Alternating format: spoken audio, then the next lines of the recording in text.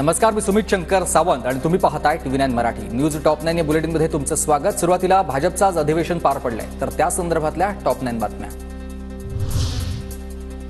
पंचायत ते पार्लमेंट सगळीकडेच भगवा फडकवा। महाराष्ट्रामध्ये आणि देशातही भाजपा पंचायत ते पार्लमेंट सगळीकडे भाजप झाली पाहिजे। शिर्डीतल्या भाजपच्या महाधिवेशनामधून अमित शहा यांचं कार्यकर्त्यांना आवाहन आहे। और सभी जिला पंचायत का चुनाव आ रहा है।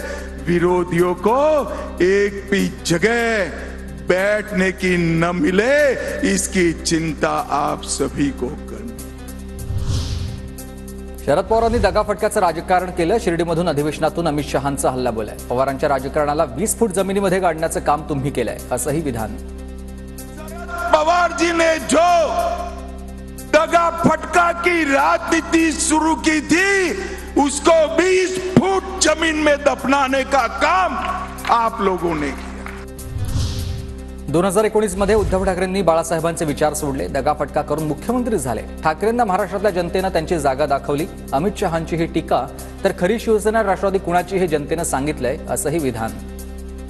महाराष्ट्र की जनता ने तय कर दिया है कि एकनाथ शिंदे की शिवसेना ही बाला साहब ठाकरे की शिवसेना है और अजीत पवार की एनसीपी ही सच्ची एनसीपी है।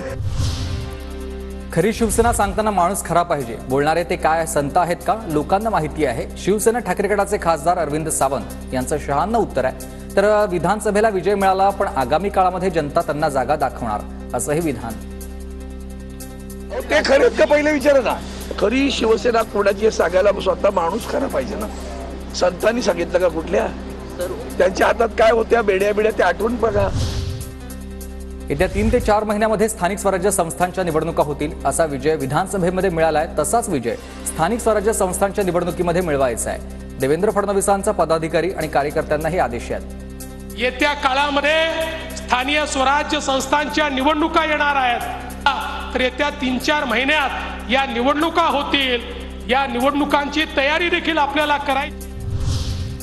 लाडक्या बहिणींना देत असलेली मुदत पुढेही सुरू राहणार। शेतकऱ्यांना मिळणारी सवलत सुरूच राहणार आहे। आता घोषणेपेक्षा पक्षामध्ये दिलेली सर्व आश्वासनं पूर्ण करणार। विरोधकांकडून फक्त फेक नॅरेटिव्ह पसरवणं सुरू झालेलं आहे। शिर्डीतल्या भाजपच्या अधिवेशनातून फडणवीसांची ग्वाही।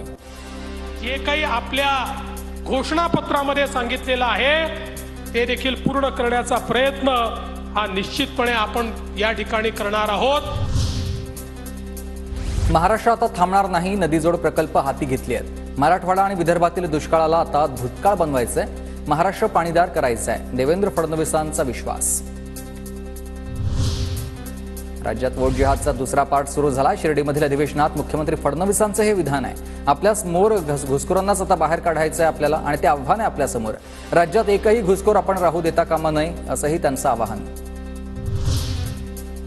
केंद्रीय मंत्री पियुष गोयल यांची साईंच्या दर्शनावेळी चांगलीच धावपळ। अमित शहांच्या उपस्थितीमुळे बैठकीला सुरुवात झाल्यानं गोयल यांनी धावत जात साईंचं दर्शन घेतलं आणि माध्यमांशी बोलणंही त्यांनी टाळलं।